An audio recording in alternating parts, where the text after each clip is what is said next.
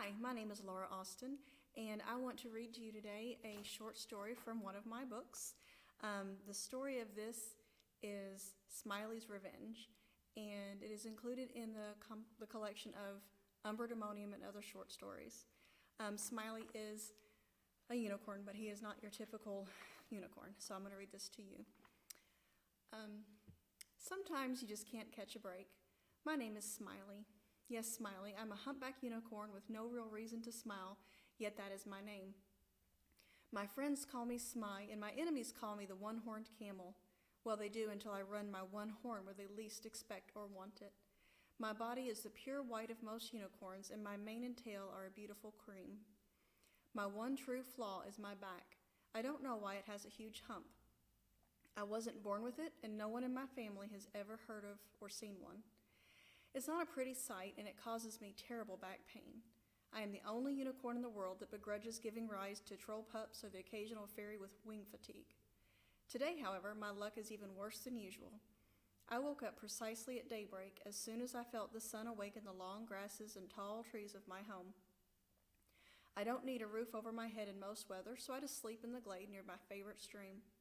I wake up surrounded by breakfast and covered in cleansing morning dew. Sounds nice, right? Not to whine or anything, but this morning the sun wasn't the only thing waking me up.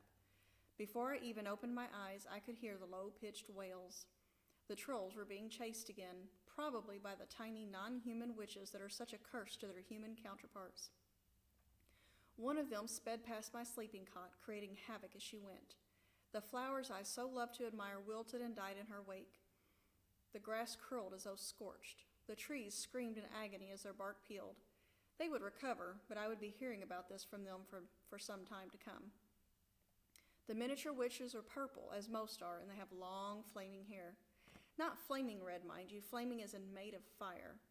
The cruel creature stopped and laughed at my hump before whizzing off again, looking for more troll victims. Witches and trolls are terrible enemies, but they rarely bother unicorns. The magic held in her horns can extinguish their hair forever. Without her fire, a witch is a laughing stock among her own kind. I wouldn't damage one simply for laughing, but it was tempting to use my power to stop her senseless attack. The trolls never really hurt any non-human, and eating people wasn't really against any rules that I knew of. I certainly don't hesitate to munch on the friendly but helpless flowers at my feet. The witch continued on her way, however, with no real harm done. I could hear the mothers calling their young to them, assessing damage and licking their small wounds. One of my best friends, a troll named Gooth, waddled over to me. Bad witch, hurt Gooth brother. Trolls have terrible speech, mostly because they are exceptionally lazy. I know, what a horrid creature. I soothe and sympathize with him. Next time, run past me and I'll step on her just a little, give you a head start. Gooth seemed grateful, but it was honestly hard to tell. Their faces are as expressionless as they are ugly. He did nod at me, though, so I must have read him right. Want to splash in the stream with me, I teased. Trolls also hate water. They enjoy their own smell and were not willing to risk washing any of it off. He looked at me with zero expression, so I decided that he thought I was funny. Which hurt Gooth, he repeated. This confused me. As I mentioned, trolls are very lazy. There was no need to repeat what had already been said, and it was notable that he had done just that.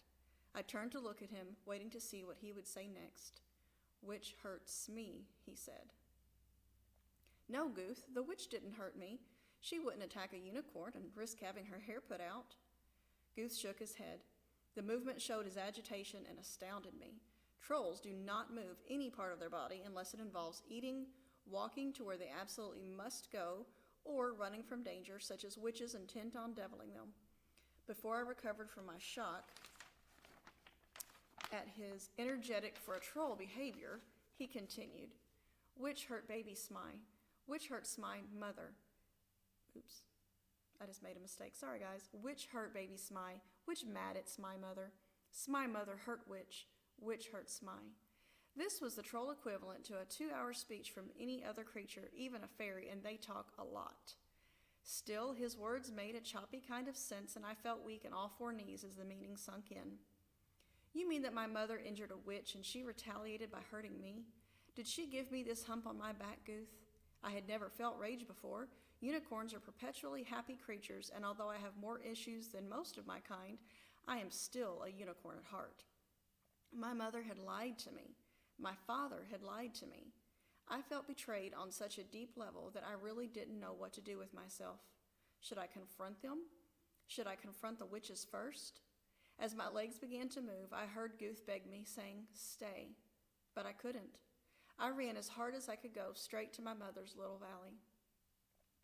As I reined myself in and tried to gain control of my emotions, I saw my mother, Mirth. My father, Beam, was with her, though they live in separate valleys. Unicorns don't marry as humans do. Come on, people, we're animals. I cantered up to them, slightly out of breath. My hump, the hump given to me by a wrathful witch, made running more difficult than it otherwise should be.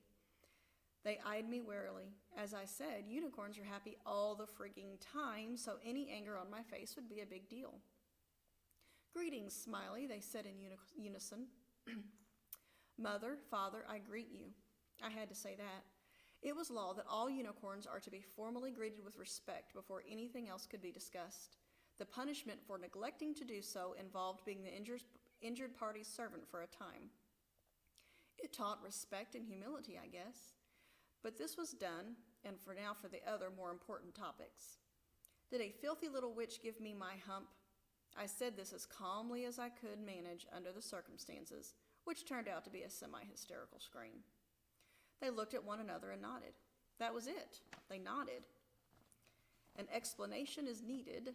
I tried again to be calm and respectful, but my voice cracked, so I guess I was still screaming kind of loud. "Fine, dear," said my mother. "Years ago, before you were born, I was friends with a witch named Lilt. She was crafty and maybe a little mischievous, but we got along great. She used to ride on my back, and we spent every day together.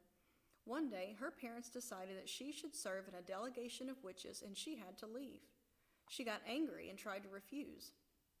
She threatened to come stay with me and leave their society, which I thought was a little dramatic, but you know how witches are, so emotional.